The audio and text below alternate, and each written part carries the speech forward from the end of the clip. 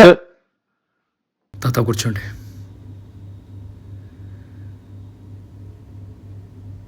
తాత నేను సీఎంని. ఈ అమ్మాయి పోయింది దాని చెల్లెలు. ఇంట్లో ఉండడానికి బెంబేలెత్తిపోయింది, తీసుకొచ్చానయ్యా. మీ పెద్దమ్మ విషయంలో పొరపాటు జరిగింది. దాన్ని ఎలా సరిదిద్దుకోవాలో ఆడు తప్పు చేశాడు, ఆడికి శిక్ష పడాల, అంతే బాబు. ఇంకేముంటుంది? ఆ అమ్మాయి తిరిగి రాదుగా. వెళ్ళొస్తాం బాబు. చీకటి అయిపోతే మాకు బస్సులు దొరకవు. ఒక్క నిమిషం. నాకు ఎవరు లేరు. మీరు నాతో ఉండొచ్చు. మీ అమ్మాయిని నేను చదివిస్తాను, పెళ్లి చేస్తాను, నా సొంత చెల్లెల్లా చూసుకుంటాను. వద్దు బాబు. ఎందుకయ్యా? సీఎం గారు చెప్తున్నారు కదా. మాకు నమ్మకం లేదు దొరా, ఏమనుకో. సీఎం కన్నా పెద్ద ఎవరు లేరయ్యా.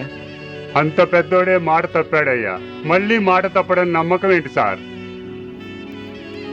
మా ఊరి ఎమ్మెల్యే, ఆడు మినిస్టర్ కూడా అవుతాడట.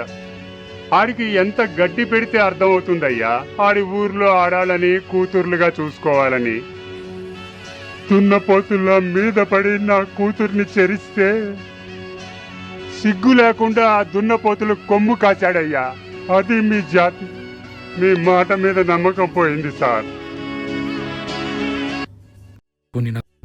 వద్దు సార్, బస్సులో పోతాం, నలుగురు ఉంటారు.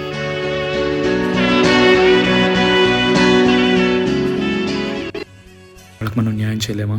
చట్టపరంగా ఏమీ చేయలేము సార్. చట్టపరంగా కాదు Umesh. As a friend do me a favour, kill him.